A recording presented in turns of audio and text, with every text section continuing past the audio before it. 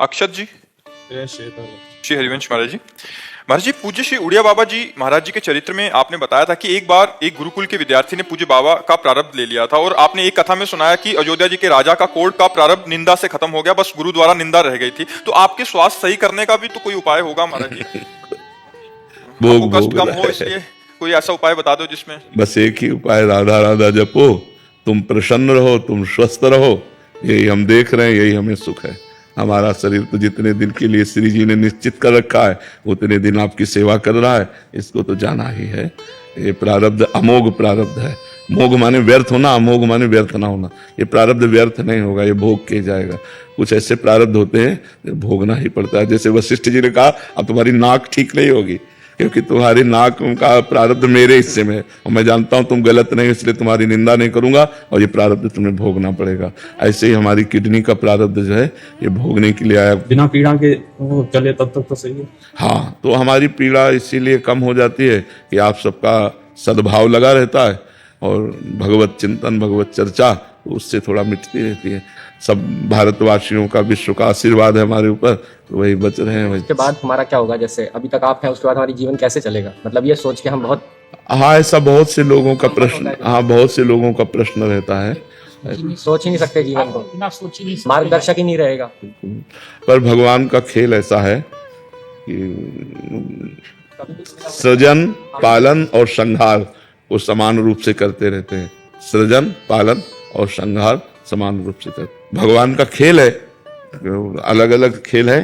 तो जैसे एक चैप्टर खत्म हुआ तो दूसरा चालू करना चाहते हैं, दूसरा खत्म हुआ तो तीसरा चालू करना। कोई संकट आता है तो आपका कोई भी रील देख लेते हैं तो मोटिवेशन आ जाता है, मतलब उस स्थिति से बाहर निकलने का मार्ग आ जाता है प्रभु। हाँ, जिनकी श्रद्धा है उनको ऐसा अनुभव होता है। जिनकी श्रद्धा, सब संभाले। हाँ, श्री जी सवाल ले, हाँ, अच्छी बात है। बिल्कुल। तो जी मन में कुछ आता है कि ये करेंगे वो करें, तो फिर ये लगता है कि बिल्कुल हम तो असमर्थ हैं, कुछ कर ही नहीं सकते। ऐसे हम भी अपने को असमर्थ मानते हैं प्रभु के सामने कि आपका जो विधान है वही विधान चलेगा। बड़ा विचित्र खेल उनका है। तब तक समय हो, तब तक जाना हो तो उसमें कोई वो नहीं है, क्योंकि आपको उसमें सुख है। हाँ। आप कहते हैं कि हमें जाना है, बहुत जल्दी जाना है। जी जी, तब तक जाना है, तब तक तो बिना पीड़ा के, बिना दर्द के रहें। हाँ, उनका खेल है तो क्या किया जा सकता है। राधे राधे महाराज जी, श्री हरिवंश महाराज जी, आपके चरणों में कोटि कोटि नमन।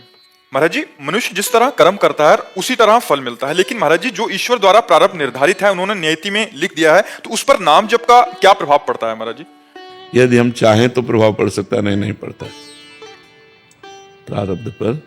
यदि हम चाहें, जैसे 1,00,000 नाम जप किया और भगवान से प्रार्थना की कि मेरा जो आया हुआ अशुभ प्रारब्ध है या जो आने वाला अशुभ प्रारब्ध है वो नष्ट हो जाए, तो अगर साधारण भाषा में बता रहे हैं, अब 1 किलो प्रारब्ध है और 5 ग्राम भजन है तो कोई फर्क नहीं पड़ेगा। जब 1.25 किलो भजन हो जाए तो 1 किलो प्रारब्ध नष्ट हो जाएगा।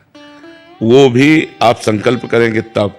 अगर संकल्प नहीं करेंगे तो भजन आपका आगे का सुधार करेगा, पीछे वाला भोगना पड़ेगा। इसीलिए भगवान ने गीता में कहा अवश्यमेव भोक्तव्यम कृतम कर्म शुभाशुभम। शुभ और अशुभ कर्म को अवश्य भोगना पड़ेगा, वो बिना भोगे।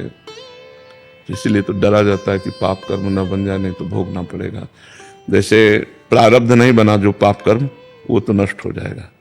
हम जब करें उसके प्रभाव से अपने आप नष्ट हो जाएगा। जो प्रारब्ध नहीं बना, जो संचित जमा है वो नष्ट हो जाएगा। जो क्रियमाण तो भजन कर रहे हैं, गंदा हो ही नहीं रहा है, लेकिन प्रारब्ध बहुत वज्र के लिए होता है, उसे भोगना पड़ता है। तो बड़ा प्रारब्ध बड़ा जोर का होता है, प्रारब्ध बड़ा विचित्र होता है और भगवान की लीला भी बड़ी विचित्र होती है।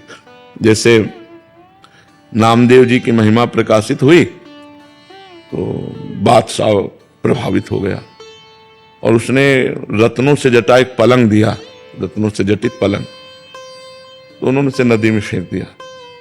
बादशाह को लगा कि मेरी दी हुई भेंट का अपमान हुआ, तो उन्होंने आवेश में कहा पलंग निकाल के बाहर रखो। तो उन्होंने 100 पलंग निकाल दिए। वैसे सिद्ध पुरुष थे, कहा अपना पलंग जो चाहो ले लो। तो चरणों में गिरे, क्षमा मांगा। वही जब विट्ठल भगवान के दर्शन करने के लिए वहीं से जाए तो मन में आया कि बाहर जूते उतार देंगे तो कोई ले न जाए, और गमछा में जूते बांध लिए, कमर में कस लिए और वहां गए तो भूल गए अपने आप को ठाकुर जी के दर्शन करने। नाचने लगे तो गांठ ढीली पड़ी तो जूते गिरे, बड़ी पिटाई हुई कि वैष्णव होकर और तुम जूते कमर में बांध कर आए हो। अब आप इसमें क्या विचार करेंगे? जो आदमी रत्नों से जटित पलंग को फेंक देता है, वो अपने जूते ना चुरा के ले जाए इसलिए कमर में बांध लेते हैं। आप इस पर क्या बोलेंगे? उनको क्या जूते से प्रेम है? जब अगर ऐसा लोभ होता तो वो रत्न जटित क्यों फेंकते? रत्नों से जटित था। ये भगवान की लीला, इसमें बुद्धि काम नहीं करते। उनको पिटवाना है तो ऐसा करवा दिया, पुजवाना है तो ऐसा कर दिया। पुजवा रहे तो बादशाह से और पिटवा रहे हैं तो मंदिर के अपने पार्षदों से पिटवा दिया। तो कुछ भगवान की ऐसी लीलाएं हैं जो बुद्धि से समझ में नहीं आती। बहुत विचित्र भगवान की माया है, बहुत विचित्र माया, मतलब बहुत विचित्र। हाँ, मतलब आप उसको पार ही नहीं पा सकते। एक संत भजन कर रहे हैं, माधवदास बाबा नाम था, जगन्नाथपुरी में। तो कई दिन से भोजन नहीं पाया और भजन में लगे थे। तो भगवान अपने भोजन की थाल वहां गए लेके, जगन्नाथ जी कहा बाबा भोजन पालो। तो उनका माला पूरा हो जाए हम पालेंगे, तुम रख दो। तो रख के अंतर ध्यान हो गए। और उन्होंने देखा स्वर्ण की थाल, सोचा कोई धनी मानी जन होगा, लाया होगा, खाया पिया और समुद्र में धो के कुटिया के बाहर रख दिया। अब वहां हुआ कि भोग की थाल गायब हो गई। तो किसी ने कहा माधवदास बाबा की कुटिया के बाहर थाल रखी। अब आए तो देखा तो उनका थाल चुराया और मार डंडे मार डंडे। अब इसमें क्या बुद्धि लड़ाओगे? अपने थाल का भोजन पवा रहे हैं और अपने ही पार्षदों से डंडा चलवा रहे। ये दोनों काम करते हैं।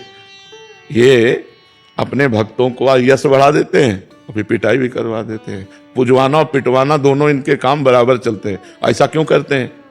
एक शीशा है, जैसे उसे आप ऐसे कंकड़ मारो तो टूट जाएगा, लेकिन ठंडा गरम ठंडा गरम ठंडा गरम तो बुलेट प्रूफ हो जाएगा कि नहीं?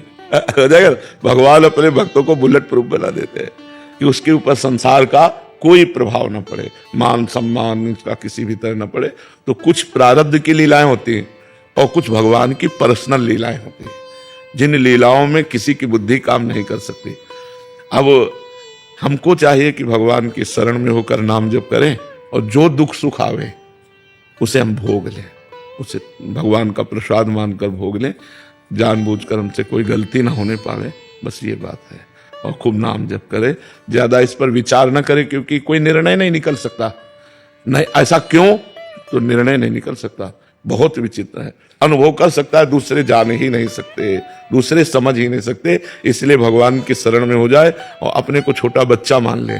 जैसे छोटे बच्चे के माँ दुलार करती पालन पोषण, तो करो सदा तिनके रखवारी, जिम बालक राखे महतारी। तो ही पार हो सकते। बड़ा कठिन है भगवान की माया से पार होना।